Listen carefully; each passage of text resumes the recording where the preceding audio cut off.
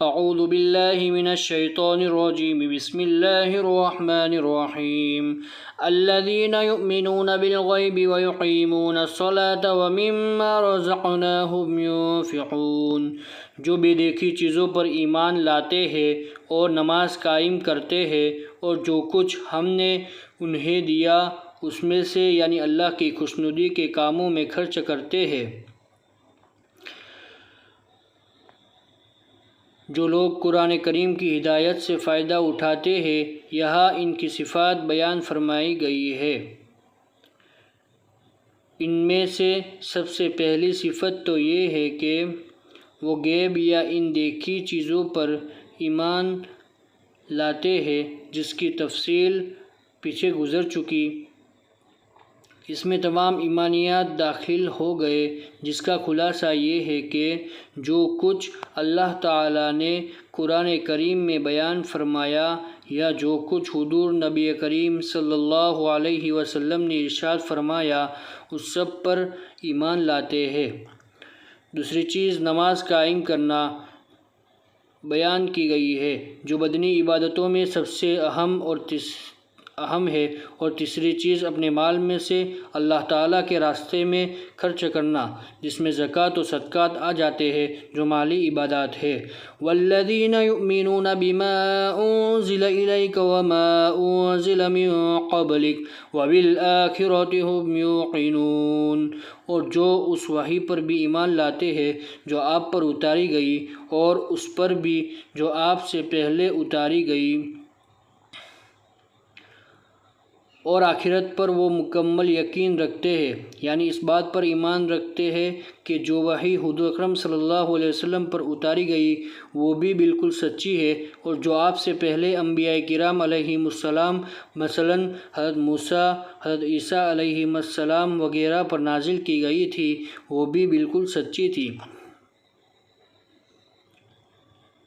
اگرچہ بعد میں لوگوں نے اسے ٹھیک محفوظ نہ رکھا بلکہ اس میں تحریف کر دی۔ اس آیت میں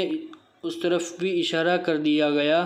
کہ وحی کا سلسلہ حضور اکرم صلی اللہ علیہ وسلم پر ختم ہو گیا۔ آپ صلی اللہ علیہ وسلم کے بعد کوئی ایسا شخص پیدا نہیں ہوگا جس پر وحی آئے یا اسے پیغمبر بنایا جائے،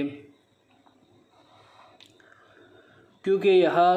اللہ تعالیٰ نے صرف حضرت صلی اللہ علیہ وسلم پر نازل ہونے والی وحی اور آپ سے پہلے کے انبیاء علیہم السلام پر نازل ہونے والی وحی کا ذکر فرمایا ہے، آپ کے بعد کی کسی وحی کا ذکر نہیں فرمایا۔ اگر آپ کے بعد بھی کوئی نیا پیغمبر آنے والا ہوتا یا اس کی وحی پر ایمان لانا ضروری ہوتا تو اس کو بھی یہاں بیان فرمایا جاتا، جیسا کہ پچھلے پیغمبروں سے یہ عہد لیا گیا تھا کہ آپ حضرات کے بعد حضور نبی کریم صلی اللہ علیہ وسلم تشریف لانے والے ہیں، آپ کو ان پر بھی ایمان رکھنا ہوگا۔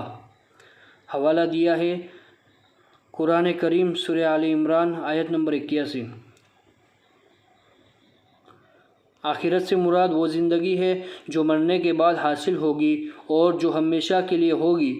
اور اس میں ہر بندے کو دنیا میں کیے ہوئے اعمال کا حساب دینا ہوگا، اور اس کی بنیاد پر یہ فیصلہ ہوگا کہ وہ جنت میں جائے گا یا جہنم میں۔ اگرچہ یہ آخرت بھی غیب یعنی ان دیکھی چیزوں میں شامل ہے جس پر ایمان لانے کا ذکر سب سے پہلے کیا گیا تھا،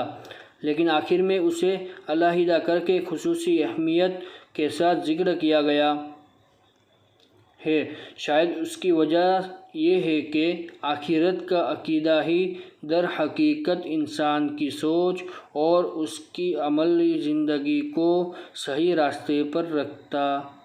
ہے۔ جو انسان یہ یقین رکھتا ہو کہ ایک دن مجھے اللہ کے سامنے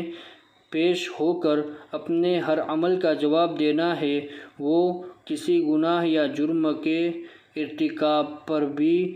ڈٹائی کے ساتھ آمادہ نہیں ہوگا۔